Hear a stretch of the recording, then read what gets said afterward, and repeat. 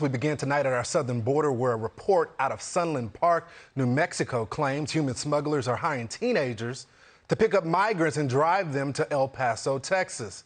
That Reuters report describes how these teens and the smugglers share their cell phone location to track each other to their meeting place. CBP says around 1 in 4 drivers caught smuggling migrants in the area are underage. And while boarding crossers surge, one veteran CBP source says there simply won't be enough agents to account for the massive influx expected when Title 42 expires.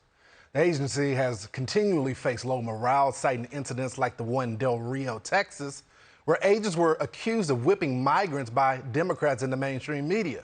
And in this week's report, these agents have been completely cleared of any wrongdoing.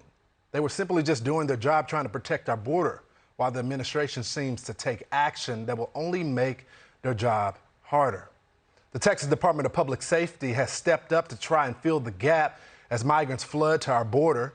I went down to experience their difficult job with them. Take a look.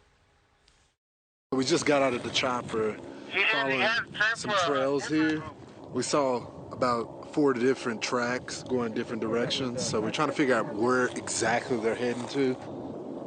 These migrants try to get to a road where a coyote can pick them up. So we're just trying to find the direction they're heading first.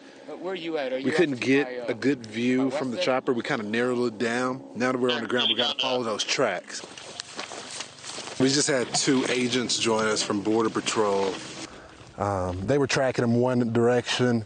DPS was tracking them different. We've kind of met up now. We think they're going this way, but we'll have to see. After spending some time on the ground trying to track the migrants, we went back to the sky in our helicopter to find exactly where the runners were heading. All it took was a few minutes in the air before we spotted them huddled together, dressed in camouflage, trying to get relief from the desert heat. Where did you guys come from? Mexico. Mexico? Yeah. How long have y'all been on the road? Almost a week. A week? Yeah. And y'all just got lost? Yeah. No water. No food, no water. No food, no water. Did y'all run out of food?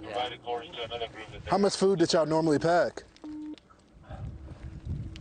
Just a bag. We were tracking these runners from the helicopter.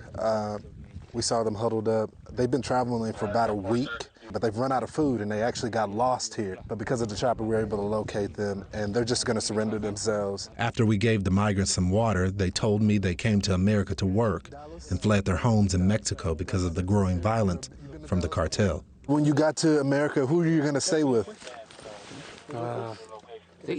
The first step I gotta find work. Work. And then room. And we need to figure it out because in Mexico it's difficult. And Mexico is very dangerous. The mafia. Mafia. Yeah. Did y'all have to pay the cartel to come across? No, they don't know. They didn't know that y'all came across? That's kind of how y'all got lost, huh? Tucán is very dangerous. They kill you for nothing and they don't let you do nothing. If you got like I say, if you got 60,000 pesos, it's like $3,000. They want 2,000 and every month you got a payment like 2,000. Where are you going to get that money in Mexico? Mexico no more. Yeah, this is a different. Mexico no more. Mucho problema. Únicamente only war. That's all you want to do is work? That's it. Yeah. They're saying that they came from Mexico, that they can't return to Mexico because of the cartel. They kill them and their family. They take all their money. All they want to do is come to America to work. One is a butcher, one is a mechanic, one is a carpenter. They wanted to surrender themselves. They had no guide. They're saying they can't return. When they work in Mexico, they take their money. They threaten their family. While they may walk away from now, the migrants we encounter will be sent back to Mexico under Title 42.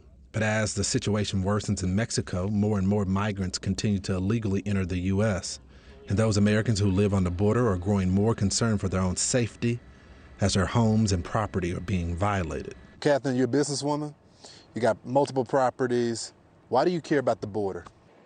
Because the border is impacting me personally, and then it's also impacting me in my business.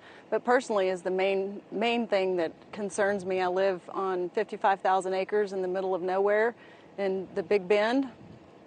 And it's gone from, you know, exercising outside or working cattle without worrying who's going to be out there carrying a gun, and now I have to carry a gun when I go play in my backyard, and I don't like that.